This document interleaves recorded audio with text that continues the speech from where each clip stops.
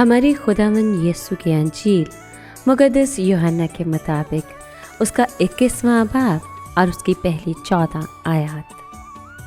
बाद अज़ी यीशु ने फिर अपने आप को तबारिया की झील के किनारे शागिर्दों पर ज़ाहिर किया और इस तरह ज़ाहिर किया, शमौन पतरस और तोमा उर्फ दिदुमुस और काना जलील का नतनेल और जब्दी के बेटे और उसके 2 और शागिर्द इकट्ठे थे।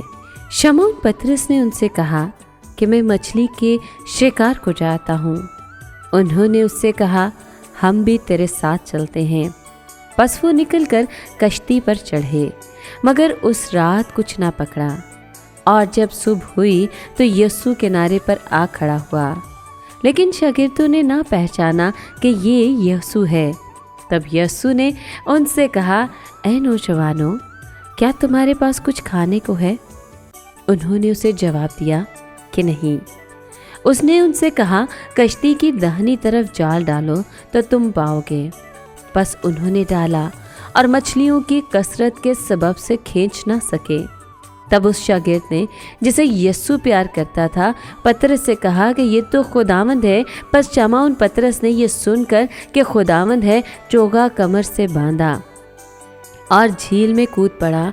और बाकी शागिर्द मछलियों का जाल खींचते हुए कश्ती पर आए, क्योंकि वो किनारे से कुछ दूर ना थे, बल्कि तकरीबन 200 हाथ का फासला था। बस जो ही किनारे पर उतरे तो उन्होंने कोयलों की आग और उस पर मछली रखी हुई थी और रोटी भी। यीशु ने उनसे कहा, उन मछलियों में से लाओ जो तुमने अभी पकड़ी हैं। शमौन पतरस ने चढ़कर जाल किनारे पर खींचा।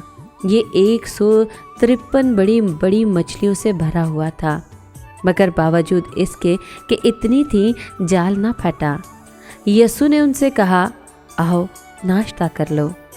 शागिर्दों में से किसी को जुर्रत ना हुई कि उससे पूछे कि तू कौन है, क्योंकि वो जानते थे कि खुदावंद ही है। यीशु आया और रोटी लेकर उनको दी। इसी तरह मछली भी।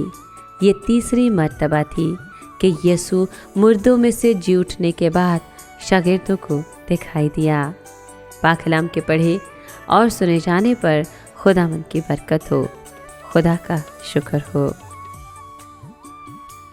अजीज़ दोस्तों, ईद पाश का वो त्यौहार है जिसमें हम ना सिर्फ मुतजस्सद कलमे के जी उठने को याद करते हैं, बल्कि ये ईद हमें मौका देती है कि हम भी उस मुतजस्सद कलमे के साथ जी उठें। जी उठने से मुराद ये है कि गुज़िश्ता सालों में जिन गुनाहों, गलतियों और ख़ताओं की वजह से हम खुदावंद से दूर हुए हैं, ये ईद हमें मौका फ्राहम करती है कि हम उसके करीब आएँ, उस कलमे का ना सिर्फ खुद तजर्बा करें, बल्कि अपनी ज़िंदगियों से उसके जी उठने की खुशखबरी मुक़द्दसा मरियम मगदलिनी की तरह दूसरों तक पहुँचाएँ। और जब यीशु किसी भी रूप में हमें मिले तो उसके शागिर्दों की तरह उसे पहचान सकें। आमीन।